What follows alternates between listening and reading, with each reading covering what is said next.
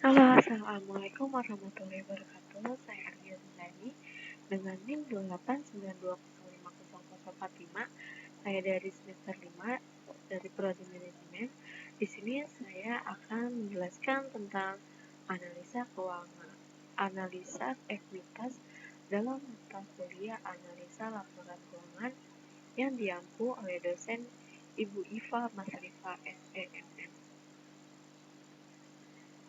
Pengertian ekuitas. Menurut PSAK tahun 2002 pasal 49, ekuitas adalah hak residual atas aktiva perusahaan setelah dikurangi semua kewajiban. Ekuitas didefinisi sebagai hak residual untuk menunjukkan bahwa ekuitas bukan kewajiban. Ini berarti ekuitas bukan pengorbanan sumber ekonomi masa datang, karena didefinisi atas dasar aset dan kewajiban. Nilai ekuitas juga bergantung pada bagaimana aset dan kewajiban diukur. Atas dasar konsep kesatuan usaha, kreditor dan pemegang saham sama-sama mempunyai klaim atau hak untuk dilunasi atas dana yang ditanamkan dalam perusahaan. Ekuitas atau modal mempunyai peran penting dalam suatu perusahaan. Modal adalah harta kekayaan pertama kali yang harus dimiliki pengusaha sebelum melakukan usahanya. Modal digunakan untuk kegiatan operasional atau pembelian aset tetap atau aktiva lain yang mendukung kelancaran operasionalnya. Ketika modal kurang cukup untuk memenuhi kebutuhan pembiayaan guna kegiatan operasionalnya, maka pengusaha boleh melakukan utang atau kegiatan pendanaan utang guna menutupi kebutuhan operasionalnya. Jenis dan unsur ekuitas. Yang pertama, modal disetor. Modal disetor merupakan jumlah uang disetor atau ditanamkan pemilik perusahaan atau pemegang saham. Yang kedua, keuntungan yang ditahan. Keuntungan ditahan atau bisa disebut keuntungan tak dibagi merupakan hasil untung bersih dari operasional perusahaan namun tak diambil oleh pemilik atau pemegang sahamnya. Keputusan laba ditahan atau sebaliknya ditarik diputuskan oleh pemilik perusahaan. Yang ketiga, modal dari penilaian kembali. Perusahaan kerap kali melakukan penilaian ulang atas aset-asetnya.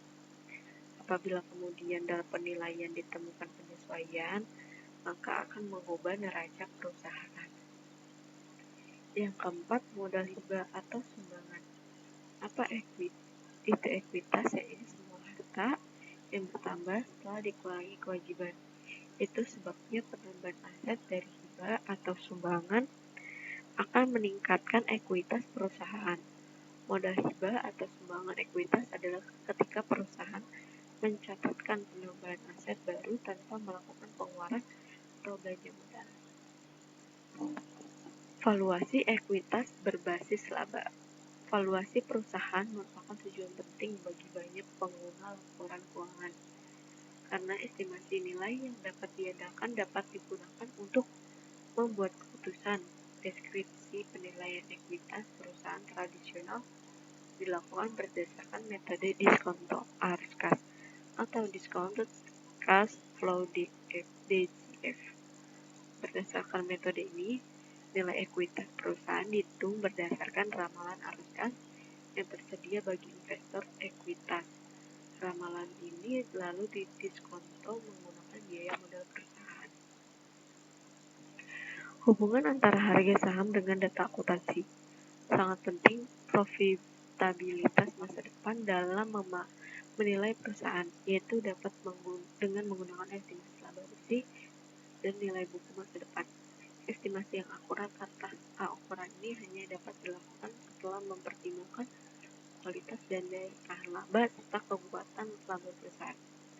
Metode penilaian berbasis akuntansi memungkinkan adanya manipulasi atau distorsi laba oleh manajemen untuk kepentingan pribadi.